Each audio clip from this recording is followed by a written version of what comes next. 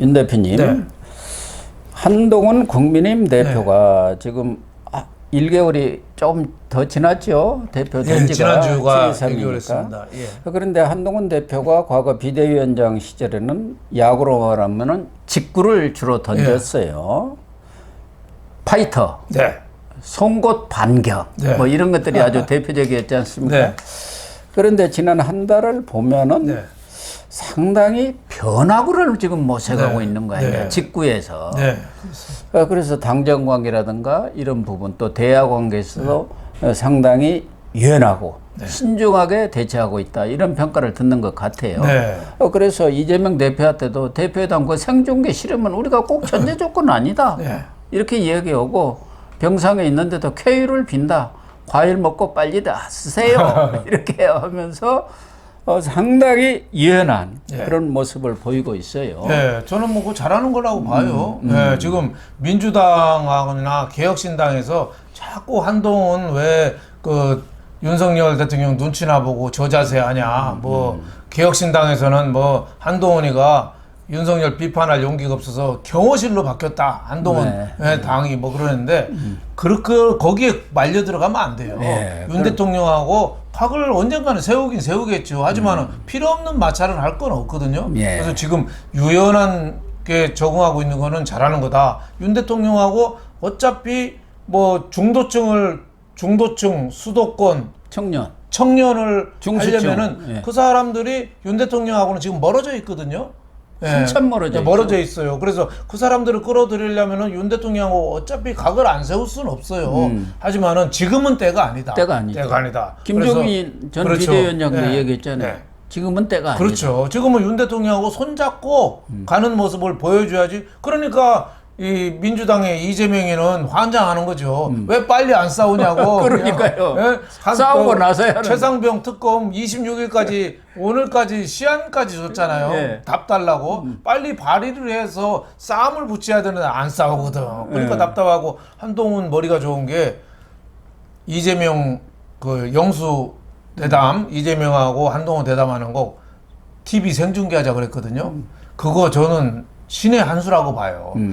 꼭 생중계를 노려서가 아니라 이재명 또 꼼수 부릴 거 아니에요. 보나마나. 나와서 또 무슨 얘기 할지 몰라요. 무슨 얘기 할지 모르잖아요. 네. 그러니까 지난번에도 용산 갈 때 지가 A4 용지 들고 가서 15분 읽어버렸잖아요. 예. 판을 완전히 깨버렸어요. 그리고 옛날에 그 이낙연하고도 회담할 때 엉뚱한 자기 얘기 들고서 지지자 향해서 쭉 읽고 실제 얘기는 별 얘기 안 하고 그냥 밥이나 먹고 갔대요.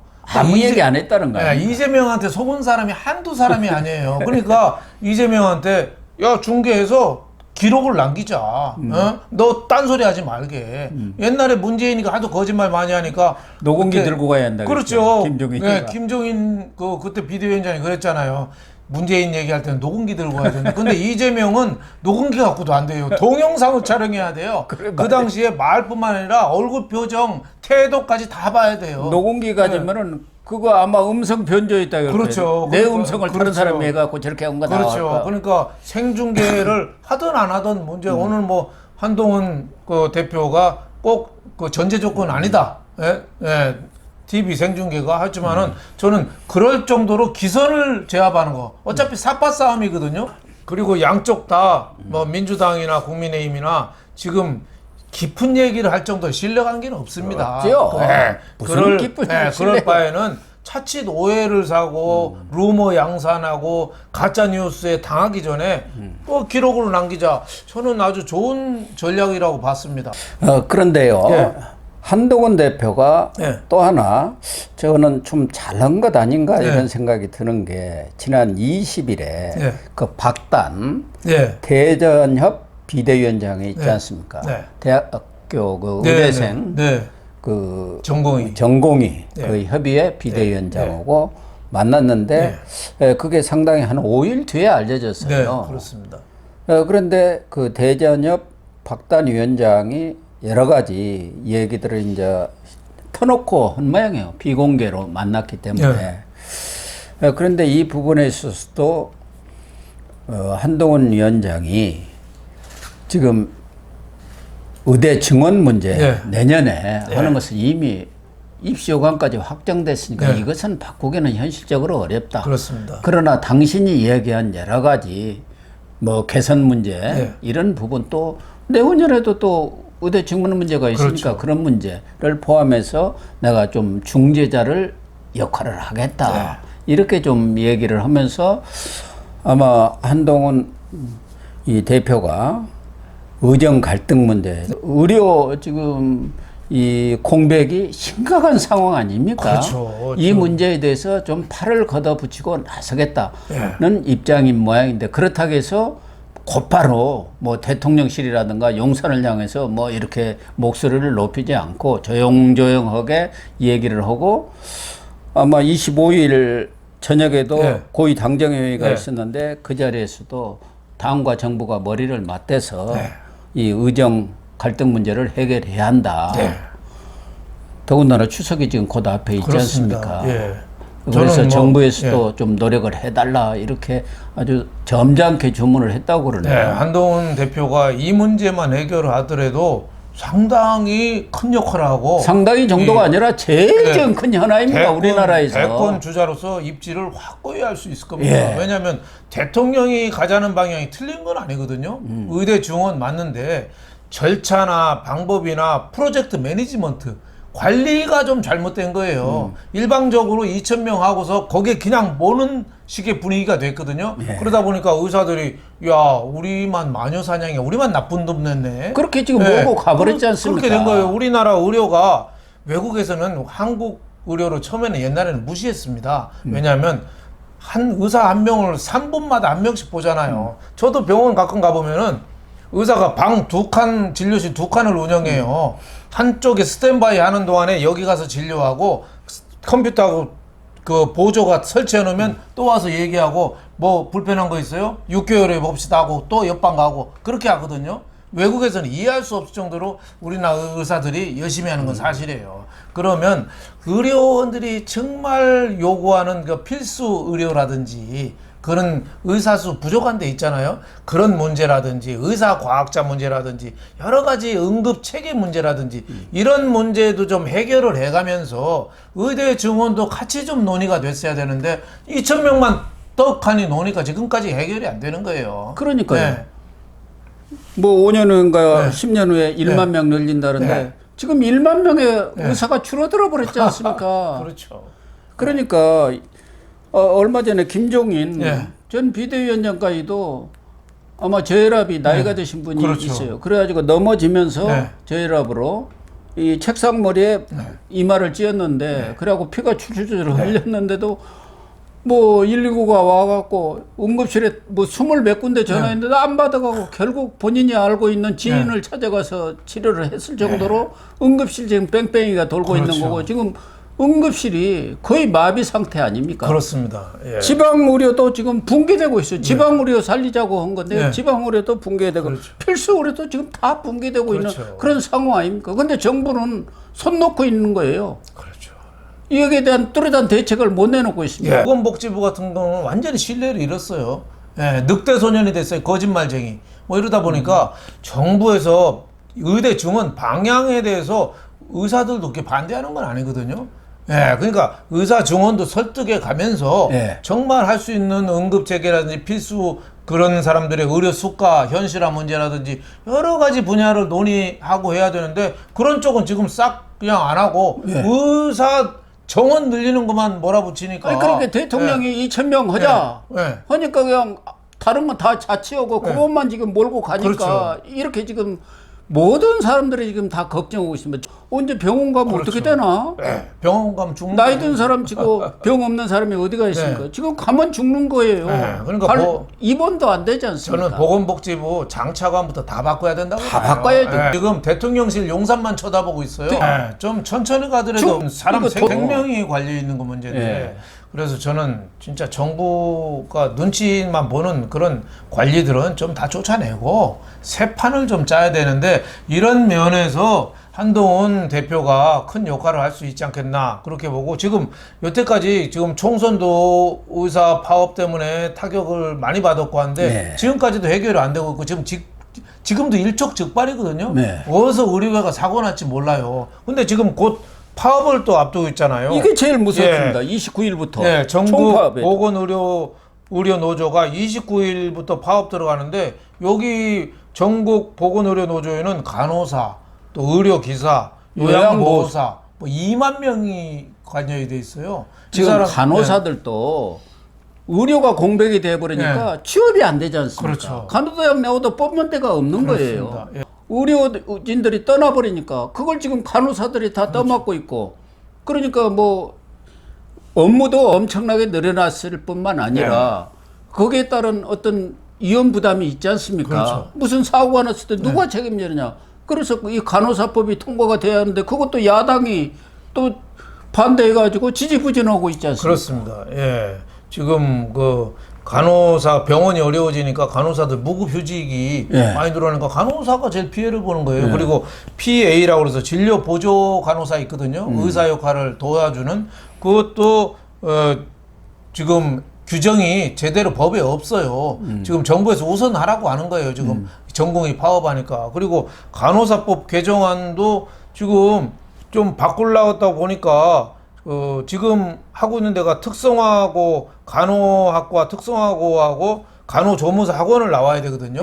근데 이쪽이 특성화고가 72개, 간호조무사 학원이 520개인데 이 사람들이 자기네 졸업을 안 해도 간호조무사 자격을 주면 자기네는 망한다. 그래가지고 이게 반대하고 있는 거예요. 그러면은 불러서 설득을 해야죠. 네. 그런 문제를 저는 한동훈 대표가 좀 역할을 해주는 게 굉장히 중요한 거 아닌가 이런 생각이 들어요.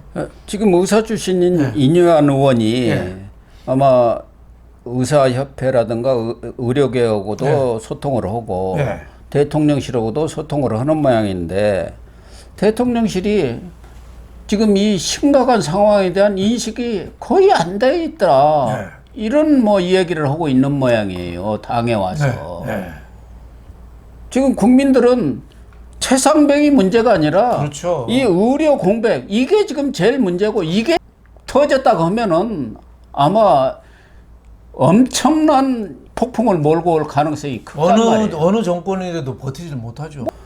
그럴 정도로 지금 심각한 상황인데, 이것은 대통령이 아니면은 아무도 얘기를 못 하니까 다들 속으로만 끙끙 앓는 그런 상황인 것 같아요. 그래서 그래도 이 얘기할 수 있는 것은 당 아닙니까?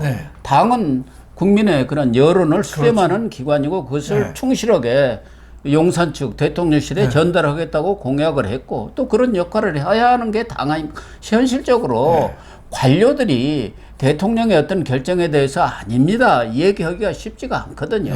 그렇기 때문에 한동훈 위원장이 좀 마일드하게 접근해 갖고 이 문제를 풀어야 하지 않겠냐. 그렇습니다. 박단 그 위원장도 그런 주문을 한 것 같아요. 그럼 좀 적극적으로 나서 주세요. 그렇죠. 문제 해결 능력 주장하고 뭐 큰 소리 치는 건 누구도 알 수 있잖아요. 이거를 대통령실을 또 설득해야죠. 또 의료계도 설득해야죠. 보건복지부 공무원들도 복지부동하고 있는데 이 사람들도 움직여야 되죠. 그거를 그 국민의힘 당 차원에서 좀 추진한다면은 당이 큰 역할을 하게 되는 거죠. 지금 안철수 의원이라든가 신상진 성남시장, 이분도 국민의힘 쪽 아닙니까? 유승민 전 의원 등 지금 여권 내에서도 윤 대통령이 직접 나서서 사태 해결을 해야 한다. 결자 해제하라. 이런 얘기가 나오고 있는데, 그래서 윤석열 대통령이 30일 날 국민의힘 새롭게 이번에 임명된 지도부고 만찬을 하는 모양이에요. 그리고 이번 주 중에 국정 브리핑을 한다고 그러네요. 국정 브리핑의 핵심은 아마 연금 개혁 등 그런 것 같은데, 지금 제일 급한 것은 연금 개혁이 아니고 의료 붕괴 이겁니다. 이 부분에 대해서 윤석열 대통령이 어떻게 하겠다, 어떤 방안으로 이 문제를 해결해 나가겠다, 이걸 밝혀야 합니다. 그러면 윤석열 대통령 지지율도 오르고 한동훈 대표도 확 솟습니다. 연금 개혁도 물론 당연히 해야 되지만 그거는 좀 중장기적인 문제고 뭐 금방 하루 이틀에 될 문제가 아니고 야당하고 또 협의를 해야 되거든요. 협의한다고 그게 쉽게 될 문제입니까? 쉽게 되진 않죠. 지난 연말이 어떻게 보면 기회였는데 그것도 차버렸지 않습니까? 넘겨버렸죠. 근데 이 야당이 그 연금 개혁안은 제가 보기에는 뭐 30년 이상 연금 고과를 노출은 뭐 괜찮은 대안이라고는 하는데 그럼에도 불구하고 저 야당의 협조를 얻지 않으면 한 발짝도 못 나가거든요. 예. 그 의료 이 문제는 굳이 야당 협조가 있으면 좋겠지만 없더라도 국민만 보고 가면 돼요. 국민만 보고. 그리고 대통령부터 좀 여기에 대해서 좀 움직임이 굉장히 중요하긴 한데 여태까지 대통령의 성향이나 이런 걸 볼 때 과감하게 좀 태세 전환을 할 수 있을지 그게 좀 걱정입니다. 그렇습니다. 뭐 전공의가 떠나버리니까 전문의도 번아웃 되었고 전문의들도 떠나고 그렇습니다. 이러다 보니까 지방에 있는 의대 교수들까지 다 서울로 지금 올라오고 있다는 거 아닙니까? 지방 지금 있어봤자 다 망하게 생겼다 해가지고 거기다가 간호사 파업까지도 지금 예고된 이런 상황이기 때문에 병원 자체가 지금 응급 상황이에요. 병원이 응급이 됐어요. 그게 병원이 응급이면 그게 환자한테로 옮겨가는 거죠. 그렇죠. 지방에는 뭐 응급실 제대로 안 돌아가는데 서울 주요 메이저 병원도 지금 응급실이 안 돌아가면 이게 바로 의료 대란이 아니고 뭐겠어요? 이게 어떻게 보면은 의사 정원부터 시작한 물론 그 기저에는 의사들이 오만함과 그 권위적인 그런 사고가 자리 잡고 있죠. 그럼에도 불구하고 의사 정원이나 이런 거를 설득해 나가면서 필수 의료 문제, 정부가 지금 20년간 의료계 그 목소리를 귀를 닫아버렸거든요. 그거부터 좀 열고 할 수 있는 그런 전면적인 저 태세 전환이 좀 필요하다고 봅니다.